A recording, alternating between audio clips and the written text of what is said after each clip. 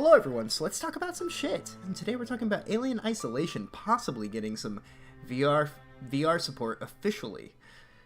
Now, there is apparently an unofficial VR support for the game, but it doesn't run that well.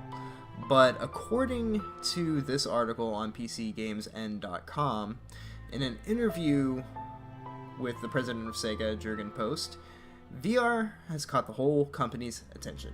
We have a lot of VR kits in the office and people are playing with it. We are exploring ways to release games, but we haven't announced anything. We are very close to making an announcement though. We did Alien Isolation about 3 years ago on Oculus Rift, and it was a demo that was bloody scary. To bring it back to the VR would be a dream, and dreams can come true. VR will take time, but we will start releasing some titles just to learn. It is a platform for the future. Now,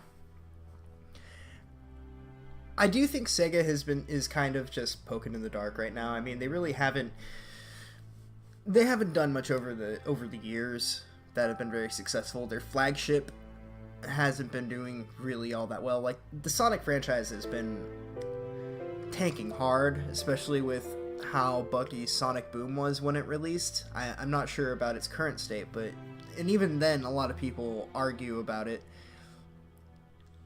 And on top of that, their 25th anniversary stream, if you haven't watched it yet, do yourself a favor and watch one of the cringe compilations. They're fantastic.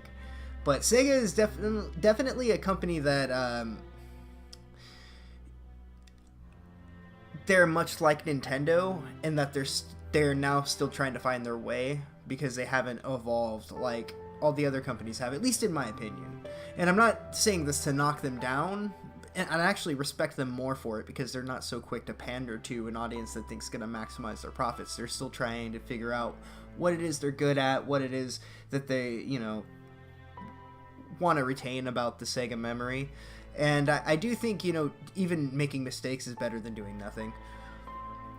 So I am not a personal fan of VR, mostly because I think it's a cheap gimmick that's going to expire pretty quickly. Even though I do want to, experience it for myself, I just can't, if you can't play like 10 hours in a row without it like destroying your eyes, I don't really want to play it. And also, I'm not a big fan of Alien Isolation, but I know some people who really are. And, this could be exciting. There's a lot of people that could, do VR videos of them having a goddamn heart attack. Like, that's the first question that comes to mind, is who's gonna die playing Alien Isolation in VR? And then if you die in VR, do you die in real life? That's the other question. I'm kidding, obviously. But anyway, I just saw that, thought I'd share it with you guys.